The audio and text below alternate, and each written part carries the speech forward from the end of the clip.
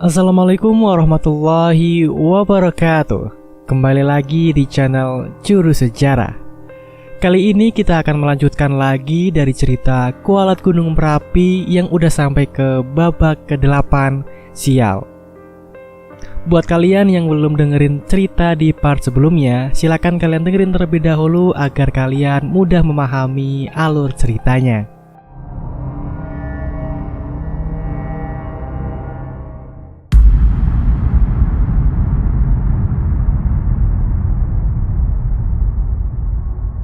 Kualat Gunung Merapi babak ke-8. Suara ayam berkokok membangunkan tidur lelapku. Suara alarm HP-ku ternyata. Aku kira seekor ayam bisa mendaki begitu jauhnya hingga mencapai pasar bubrah.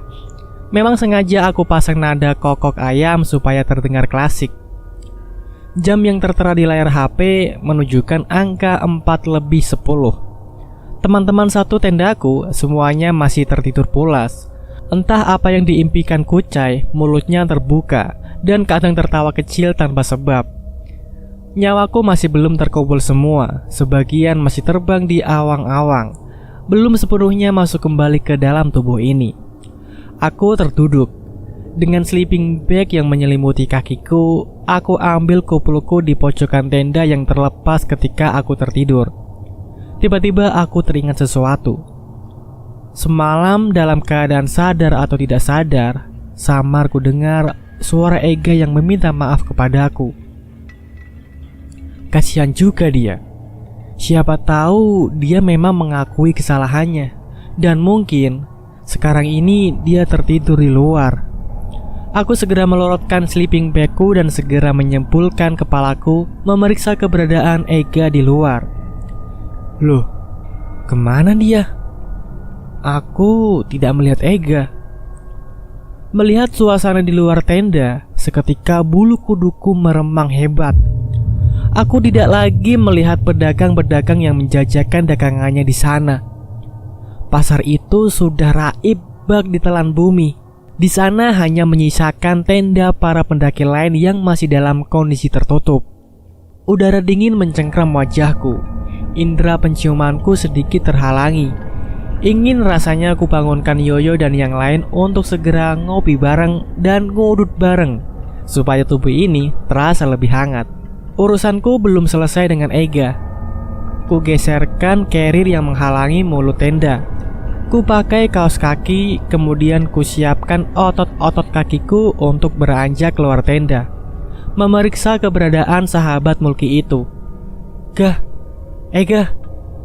Aku sedikit mengeraskan suaraku, sembari memutarkan badan 360 derajat.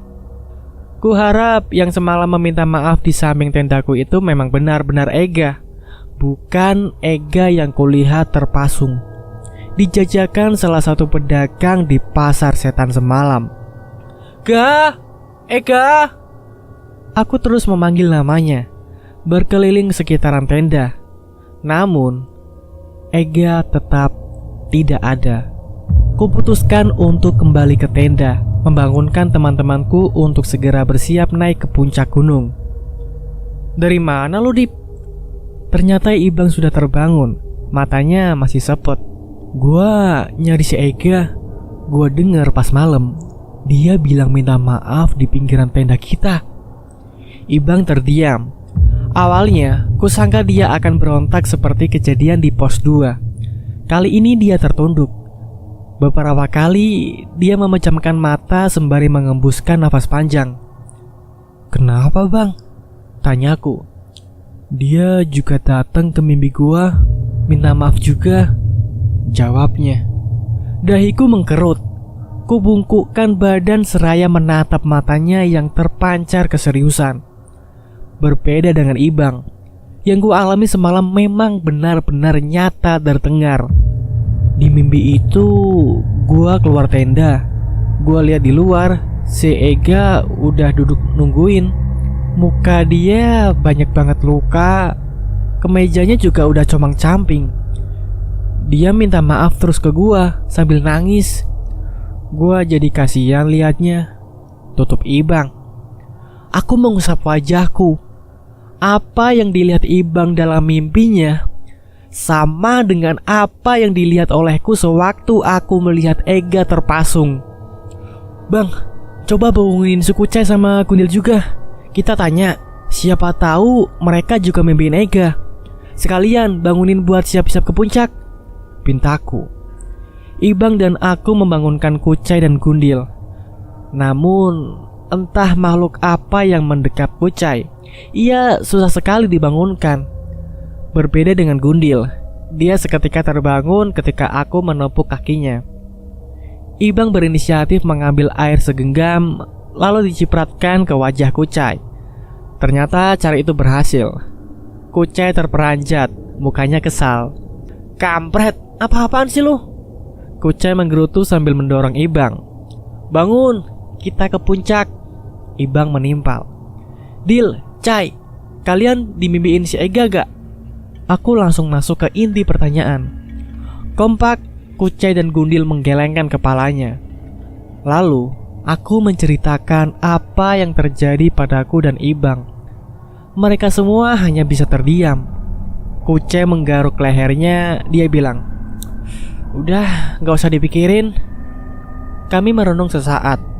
Beberapa pertanyaan mencemaskan hingga di kepalaku.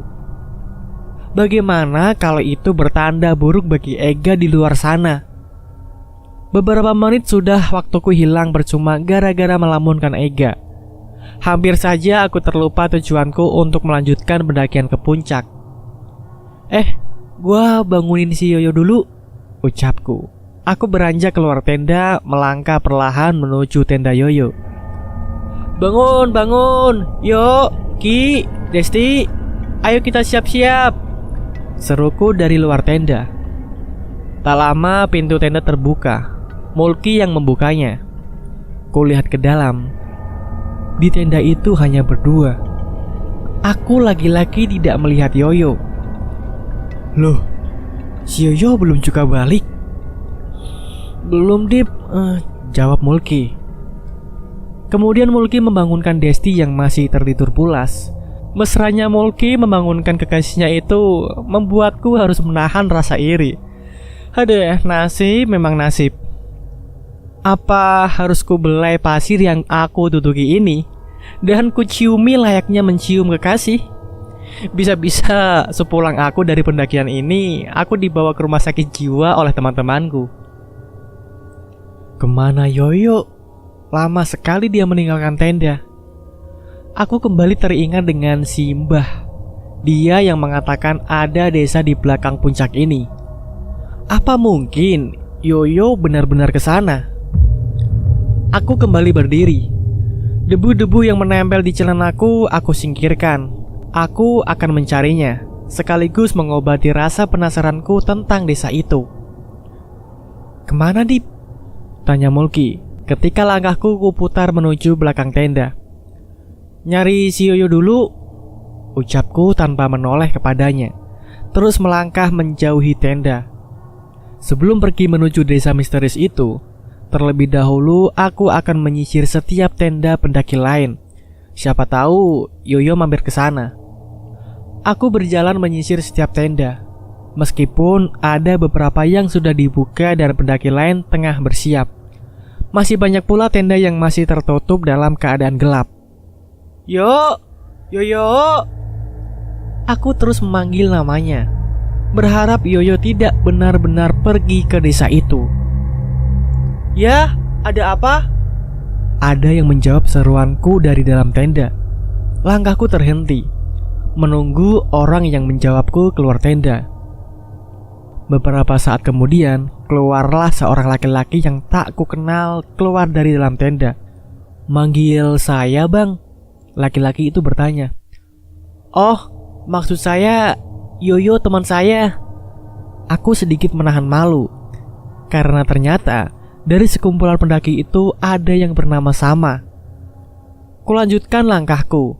Instingku mengatakan Yoyo memang tidak benar-benar ada di antara tenda-tenda itu. Akhirnya benar-benar kuputuskan untuk menyambangi desa misterius yang disebut-sebut Simbah dengan sebutan desa saya. Hingga Hingga di ujung tenda yang didirikan di area itu, kakiku tidak lagi mampu menahan dinginnya udara yang sedari tadi menembus masuk melalui celah-celah kaos kaki. Gua ambil sepatu dulu deh, ucapku kepada diriku sendiri. Sembari menahan dingin yang terus saja terasa, aku mempercepat langkahku. Hingga sampai di dekat tendaku, aku melihat satu pemuda yang tak asing yang sedang berdiri di dekat plang papan pasar bubrah. Itu Yoyo. Aku segera menghampirinya dengan sedikit berlari, meski kaki selalu amblas tertelan pasir. Lu dari mana, Yo? Dari rumah Simbah. Loh, desa itu benar-benar ada? Iya. Lalu Yoyo merogoh sakunya, mengambil 2 batang rokok, satu untuknya, satu untukku. Aku pun diberi pinjam koreknya untuk menyalakan rokok itu. Jaga yang lain ya, Yoyo bersungut, memonyongkan bibir bawahnya seraya menatap langit yang mulai sedikit lebih terang. Lu gak akan ikut ke puncak? Ikut? Lah terus? Jagain aja teman-teman kita kalau habis pendakian ini. Lu mau ngajak mereka lagi mendaki gunung lain? Jawabnya. Lah, lu mau kemana emang? Tanyaku tersentak. Matanya yang semula terus menatap langit, ia tundukkan, sembari mematikan api rokok yang masih panjang itu. Keluar negeri, jawabnya sambil tersenyum kepadaku. Tergurat 3 garis senyum di setiap pinggiran matanya. Serius lu? Iya. Udah, siap-siap ayo. Yoyo beranjak sambil sedikit memukul bahuku. Aku memang pernah mendengar keinginannya untuk keluar negeri. Dia ingin bekerja di perusahaan IT yang berlokasi di Singapura. Memang kebetulan om dan tantenya tinggal di sana. Katanya gaji IT yang berbasis di luar negeri gajinya selangit, sehingga lumayan untuk membantu ekonomi keluarganya yang berkecukupan. Tapi apakah secepat ini? Aku mengikuti Yoyo dari belakang. Dia menghampiri tendanya, sementara aku singgah di tendaku. Aku melihat Ibang dan Kucai. Di antara keduanya seperti tengah ada perdebatan yang serius. Si Kucai katanya mau naik ke puncak tusuk gigi dip, ucap Ibang menggurutkan dahi.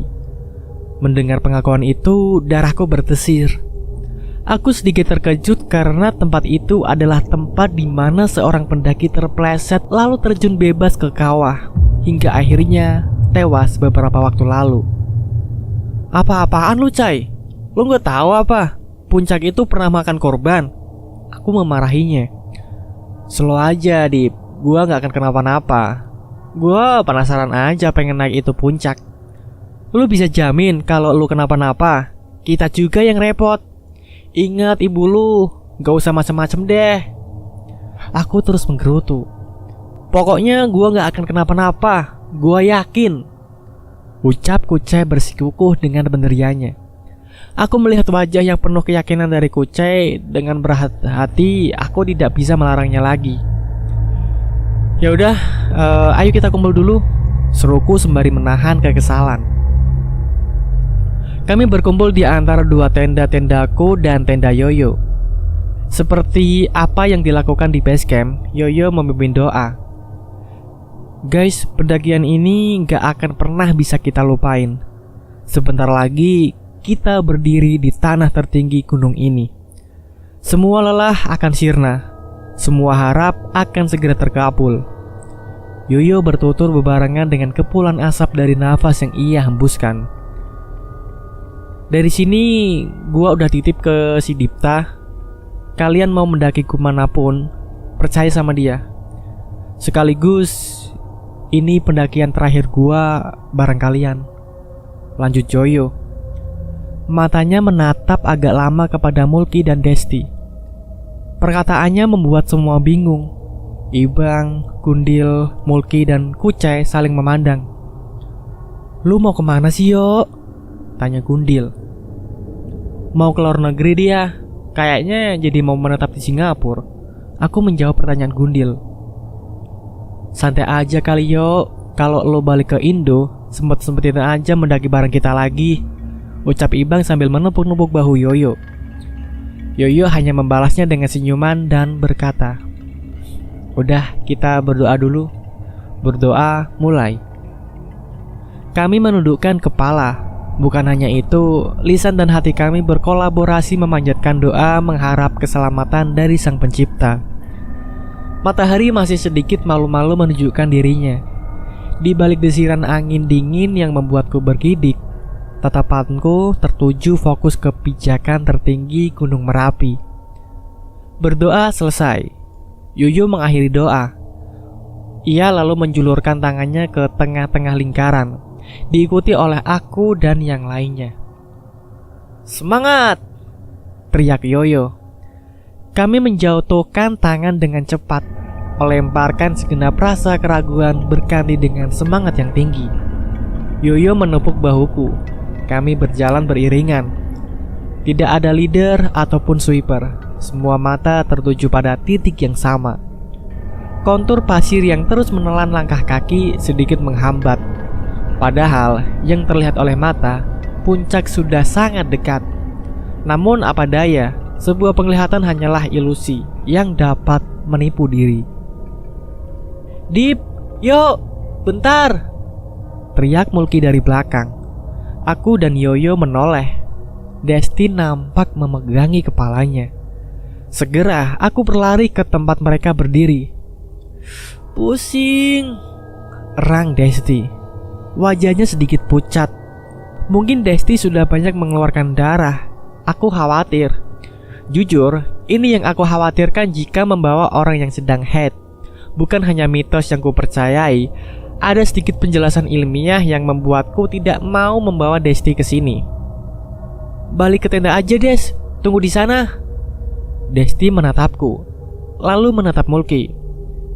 Tatapan itu sama seperti sesaat sebelum Desti mengancam hubungannya dengan Mulki.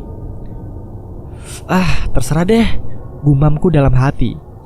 Desti tetap ingin memaksakan. Mulki memintakan minum untuk kekasih egoisnya itu kepada Yoyo. Dengan sukarela, Yoyo memberikan botol minumannya kepada Mulki. Setelah Pangeran Mulki memanjakan ratunya, kami melanjutkan langkah. 1 jam waktu tempuh dari tenda ke puncak Merapi. Pemandangan indah dari matahari yang masih mulai terbit dan pemandangan mengerikan dari kawah yang seakan ingin melahap tubuh-tubuh yang bengal tersaji di sana. Lelaku luruh. Semua beban kupikul dari awal berangkat dari Bandung sirna sudah, berganti kesenangan dan kebahagiaan yang tak dapat kulukiskan meski dalam kata. Kupajamkan mata sejenak, menikmati setiap desiran angin kencang yang menerpa wajah. Indah sekali Tuhan, ajari kami menjaga keindahan ini. Jangan sampai negeri ini dirusak oleh tangan-tangan yang tidak pernah mengerti akan keindahan-Mu. Ajari kami menjaganya. Ajari kami menjaganya. Kubuka kembali mataku secara perlahan. Hamparan awan menggumpal-gumpal layaknya samudera dengan ombaknya. Ditambah warna putihnya diberi sedikit gradasi oranye oleh cahaya matahari yang baru muncul. Aku menghampiri Yoyo. "Yo, senang banget gue bisa kesini. Makasih ya." Yoyo tersenyum sembari mengangguk. "Habis ini kita mau gunung kemana lagi, Yo?" "Oh iya, gue lupa habis ini lo jadi ke Singapura kan?" Lanjutku. Sebenarnya aku menahan kesedihanku. Tapi seperti kata pepatah, seorang laki-laki pantang menunjukkan dirinya sedang bersedih. Dalam duduknya, Yoyo menatap langit. Dia berkata, "Gua mau ke bulan aja. Gua pengen tahu rasanya ngelihat indahnya bumi dari tempat yang lebih tinggi." Malah bercanda lu. Aku mendorong bahunya. Matahari sudah menunjukkan dirinya dengan sempurna. Kulihat Kucai akan melancarkan aksinya, ditemani Ibang dan Gundil. "Si Kucai mau kemana?" tanya Yoyo menyikut bahuku. "Dia mau naik ke puncak tusuk gigi katanya," ucapku. "Oh, hati-hati aja." "Woi, Cai, Lu hati-hati ya. Aku meneriaki Kucai. Aku tidak ingin dia menerima hal pahit seperti pendaki yang sebelumnya terjatuh di sana. Siap, teriak Kucai dari jauh. Aku kembali menatap indahnya samudra awan. Ku ambil rokok yang ada di saku celanaku untuk kuhisap. Begitupun dengan Yoyo. Sebenarnya aku mengakui, merokok bukanlah hal yang baik. Namun apa mau dikata, aku sudah kecanduan. Pernah beberapa bulan aku berhenti merokok karena pacarku dulu. Namun setelah aku putus hubungan dengannya, aku kembali merokok. Pesanku, bagi kamu yang memang bukan perokok dan hendak mendaki gunung, masih banyak cara lain untuk sekedar menghangatkan badan, seperti meminum wedang jahe atau memakan mie instan. Dip, Mulki memanggilku. Dia tersenyum picik. Matanya terus berkedip cepat. Aku tahu maksudnya. Belum puas lu manas-manasin gua? Mana? Sini HP lu. Lu emang sahabat gua yang pengertian, Dip. Makanya cari pacar dong. Jangan kalah sama mantan lu yang udah nikah. Tawa Mulki memekik telingaku. Kakiku menendang pantatnya, tapi Mulki berhasil mengelak. Udah sana. Aku menggerutu. Aku menyelaraskan lensa kamera dengan pose mereka. Ku atur posisi mereka supaya terlihat bagus. Kebetulan kakakku adalah seorang fotografer, sehingga aku mengenali sedikit ilmu tentang seni potret. Terus ku cocokkan posisi mereka agar terlihat serasi dengan view samudra awan sebagai backgroundnya. Astaga, aku terkaget sendiri setelah melihat sebuah tangan pucat pasi yang menyampir di bahu Mulki. Tangan itu sama seperti tangan yang kulihat sebelumnya. Aku berniat akan meneriakinya, memberitahu ada tangan yang menyampir santai di bahunya. Namun setelah kupalingkan mataku dari layar HP, dalam kenyataannya tangan itu tidak ada. Aku meriksa kembali layar HP dan benar, tangan itu memang sudah menghilang. Bang Dipta, ayo cepet, teriak Desti sembari menyandarkan kepalanya menyamping di bahu Mulki. Setelah beberapa jepretan yang kulakukan, aku mendengar riuh dari pendaki lain yang berlarian menuju satu titik. Puncak tusuk gigi. Ya Tuhan, Kucai, ada yang jatuh, ada yang jatuh, teriak salah satu pendaki yang tak ku kenal. Tak pikir panjang, aku segera berlari ke puncak yang membahayakan itu. Yoyo, Mulki, dan Desti pun ikut berlari menghampiri titik yang sama.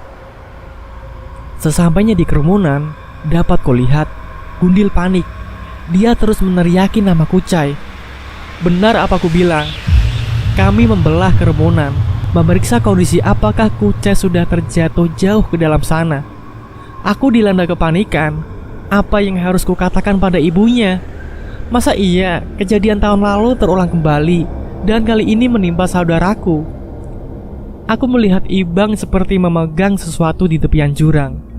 Aku mendakinya. Syukurlah, ternyata Ibang tengah memegangi Kucai. Aku lantas meminta bantuan pendaki lain untuk menarik Kucai, lalu membawanya ke titik aman.